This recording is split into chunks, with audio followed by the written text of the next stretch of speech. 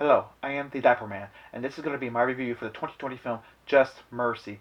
Just Mercy is mostly based upon the book The Autobiography by Bryan Stevenson under the same title, Just Mercy, a story of justice and redemption. It was printed back in 2014, and it is there for your reading pleasure. I know I personally am going to be checking this out shortly after doing this review, so that will probably be my next read. And as a bonus, before I get much into my review, I'm going to put down in the link below the 60-minute interview with Bryan Stevenson and what happened and what took place, because it's very important. It's something I believe everyone should watch after watching this movie. And it's funny because I did my last review, or the other review, which was Richard Jewell, and it was a 60-minute interview, which was the craziest thing. For some reason, these documentary or biopic films I'm watching has 60-minute interviews. So, I'm not going any much further. Watch it. The link's down below. Walter McMillan, a black male, has been falsely accused of a murder he did not commit of an 18-year-old white girl. And they just point at him. It's like, okay, you have to be the murderer, so off to prison for you. Which is pretty sad when you think about it, because there was no investigation, nothing was put in. They just looked at him, no picture, just looked at him as like, you have to be the murderer. And that's what we get.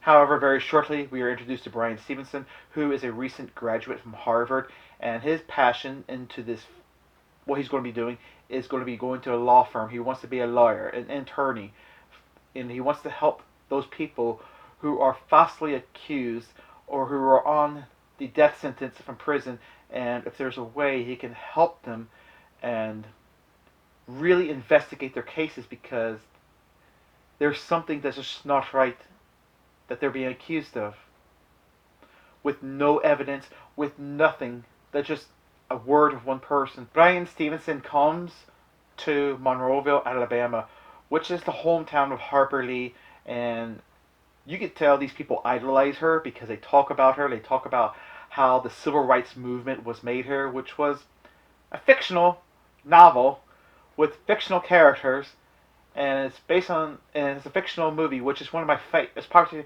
my most favorite film, To Kill a Mockingbird. And it's quite interesting because when he comes to there, they all tell him he needs to go and step at the same place that Atticus Finch was. And I'm just thinking as I'm watching this, like, Atticus Finch was a fictional character, which was played by Gregory Peck. This is a real thing that's happening. He's fighting a real case. He's about to take this case, and they're talking about this white savior, fictional character, and it's kind of odd. It's amazing how these people are so blindsided. They don't see the real issue that's in front of them, but they can talk about some fictional thing that actually happened. Anyhow, Stevenson sees Walter, and he sees many other inmates, and they talk about their cases of how they've been falsely accused of murder, of crimes they didn't commit, and how they're set on death row. And he has this compassion that he has to feel compelled to take onto their case, and he's fighting the state because they're just accused him. They just accuse these men without any true grounded evidence. I think one of the best things about this movie you could watch is the actors. The actors are amazing. Jamie Foxx is brilliant. I love seeing Jamie Foxx. He just has this. He just takes over the film. So does Michael B. Jordan. I really never cared for Michael B. Jordan because every time I've seen him, I just think of him in Creed. I've seen him in other movies, but I cannot help but surpass the role of Creed for Michael B. Jordan. He is phenomenal in this movie. A lot of times in court films, whenever, you get... I can't even think of the court movies. I know I'm right there looking at it. A Few Good Men is one of the great examples. And whenever someone lashes out, they just go all out crazy in the courthouse. This one, he is self-containing it. He is holding it back because he knows where he's at. He is in this courthouse surrounded by these biased-minded white people that just has no They just don't care. They don't care about anybody outside of their race. They don't care about other people and what they have to deal with. All they think about is protecting themselves and their community. And it shows through his face, and it's amazing because even the small talks and whispers, you could tell the passion and the anger as he portrays this character in this film. I believe it was phenomenal. I enjoyed it. Tim Blake Nielsen, very good. He actually looks just like the character when I watched the 60-minute interview of this person who falsely accused him of the murder.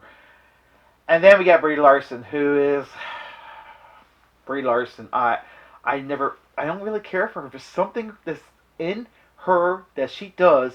I just find so bland, and her over exaggerated Southern accent is ridiculous. I can't help it. Every time when she opens her mouth and she says something with this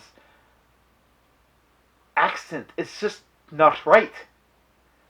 It reminded me so much like when Daniel Craig was in Knives Out and he had this Looney Tune rooster sound, and I'm like, no, that's not how a Southerner sounds. Like my mom, she's a true Southerner, okay? I don't sound anything like her, but I could tell when she talks, and I can listen to her. I go to a church where it has true Southerners. I have friends who are true Southerners. They have sound nothing like her, and I don't understand where these people get these accents. It must be California. It has to be. I can't think of anything else. One thing I could say I did not really care for. I like this movie. Just go and put it out. I like this movie. I believe this film could have been done shorter. I believe they overextended certain scenes, and I believe some of the dialogue could have been shortened a lot more. After all, this is a movie. I can understand people's like it makes more impact, but I believe this film could have been trimmed down another 15 minutes because there were sometimes the dialogue, it felt like it was repeating itself from the previous conversation because we already know exactly what was happening, what was taking place. But this movie is very well done. I'm going to put the contents why the film is rated PG-13, and it was it deserved its rating, and it deserves exactly for that type of audience. It deserves for I believe everyone to see, just to really understand the injustice that's happening in the court systems, and they still continue today. And Brian Stevenson is still fighting these trials, and he helped save the lives of over 150 people from the death sentence, and that is mind-blowingly amazing. Just to think of that. Wow. That's my review. So hopefully all of you will have a lovely day. Do get a chance to check this movie out. And I will see you into the next review. So until then, take care. Cheers.